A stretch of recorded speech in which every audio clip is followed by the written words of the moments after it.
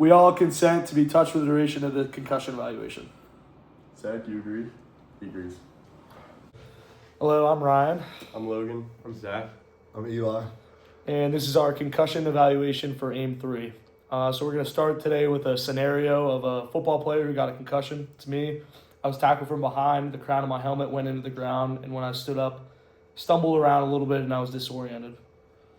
And I'll be the healthcare provider asking my patient some questions right after his concussion happened. So Ryan, after your concussion, do you have experienced any dizziness or motor function loss? Yeah, when I stood up, I was a little dizzy. I kind of stumbled, kind of fell to the ground and got back up, was wobbly. I didn't black out or anything, but I was just, stumbling around. So now we'll be testing his cerebral functions. So Ryan, spell world backwards. DLROW. Nice. Also, orientation. So, do you remember what team you were playing? Yeah, we were playing Gannon. Okay. And, what was the score? Do you remember that at all? 21-0 probably, Okay. something like that. Probably. And do you know what day it is today? Yeah, today is Wednesday. Okay. Do you remember what happened before the play?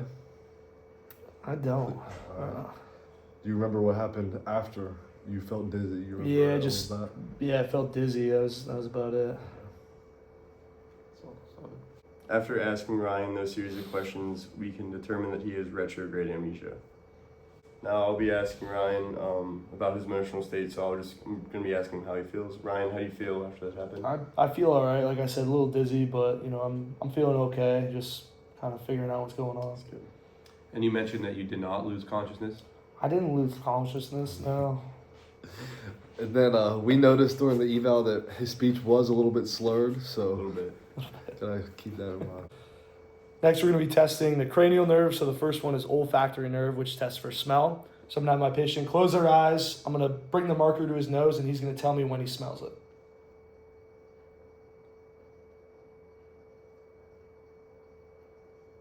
He might have a concussion then. So that would be a positive test.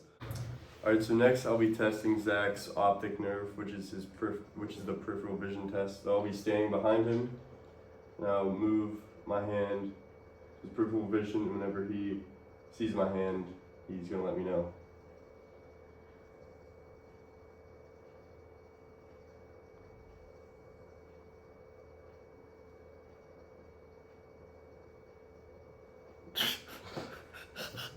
Well, it was going good until the last one. So next, third cranial nerve, the oculomotor nerve. So I will be making sure his eyes are moving properly. So I'm gonna ask him to move up, eyes up and down. They appear to be moving properly so far. And then next, I'll be checking for the dilation of the pupils. So I want both of them to dilate. So I'm gonna flash in his eyes.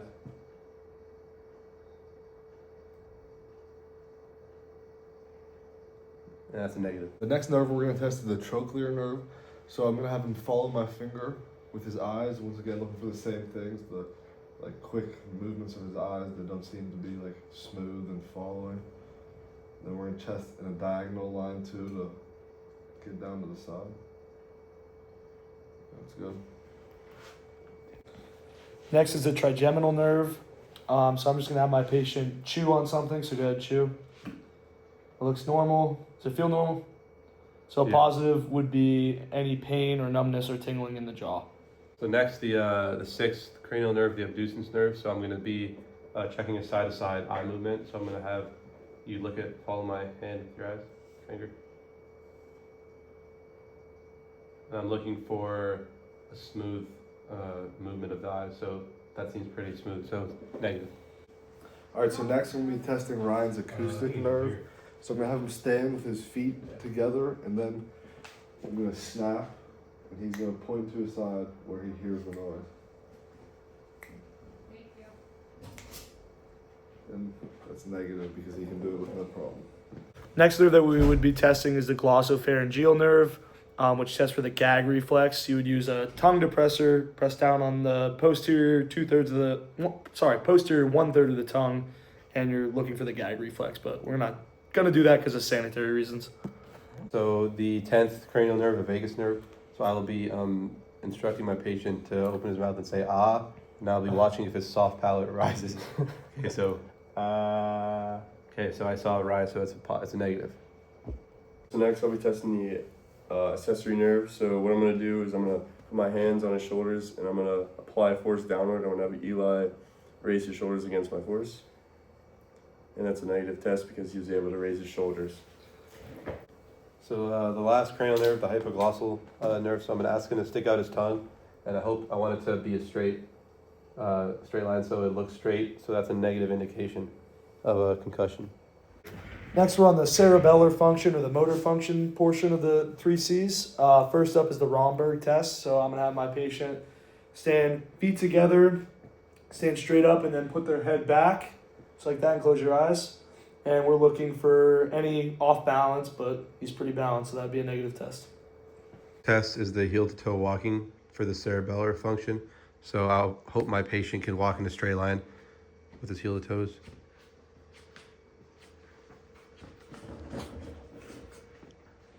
Eli was walking in a straight line, so this is a negative indication of a concussion. Next test, I'm gonna have him close his eyes and touch his finger to his nose.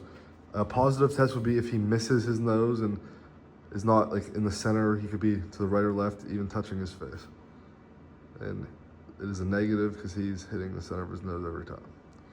Is touching the healthcare professional's finger. So I'm just going to hold my fingers out here like this. I'm going to have the patient look at my nose and then reach out with their finger and touch mine. Go ahead. Oop. Okay. So if he would miss my finger by any means, if he would, go past it, that would be a positive. So next I'll be testing Ryan's grip strength. So I'll put my 2 fingers out and have him grab my fingers. And I'll be testing here for his bilateral grip strength. And his grip strength is pretty good, so it's negative. Alright, so next we'll be demonstrating the best test. So the first stance, which would be on normal ground, is just have Zach put his feet together with his eyes closed. Then the next stance would be his dominant foot in front of his non-dominant foot in a tandem stance. And then the next stance would be standing single leg on his non-dominant foot. And then the next part of the test would be I'd get a foam pad, which we do not have here, but I would have him repeat the same stances on that foam pad. And an error would be that he would open his eyes, lose balance, or just catch himself. Final test would be the Biodex balance test. So we would have them do the test at the beginning stage of their concussion, and then at the very end, during their return to play phase, they would do it again, and we'd compare the scores to see if their balance has improved since they got their concussion. Next, we're going to be going into the return to participation protocol, specifically looking at the NFLs.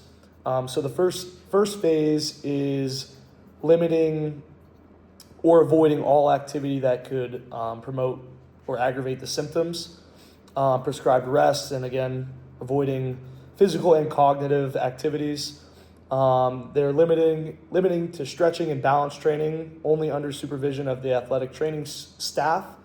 And then eventually at the end of the phase 1, they can progress to light aerobic exercise. Next stage of return to play would be football specific drills. So Ryan's a running back, so he would be allowed to go through indie drills with the other running backs, such as like bag drills and agility footwork drills. He's still non-contact and he's still under some oversight of the medical staff, but he's now allowed to do more football specific and running back related exercise. Right, next for phase 4, the player will continue with sports specific training. However, this is at a higher intensity in phase 3. There still is, the player is not allowed to participate in contact practices, but is allowed to practice for a longer duration with a higher intensity. Also in phase 4, neurocognitive and balance testing should also be completed, such as the BEST test and the Biodex balance. So phase 5 is full clearance, and a player would be fully cleared after they saw the club physician and they got clearance. Then going along with the NFL's guidelines, they would also have to see an independent consultant, which would also have to clear him before returning to games in full practice.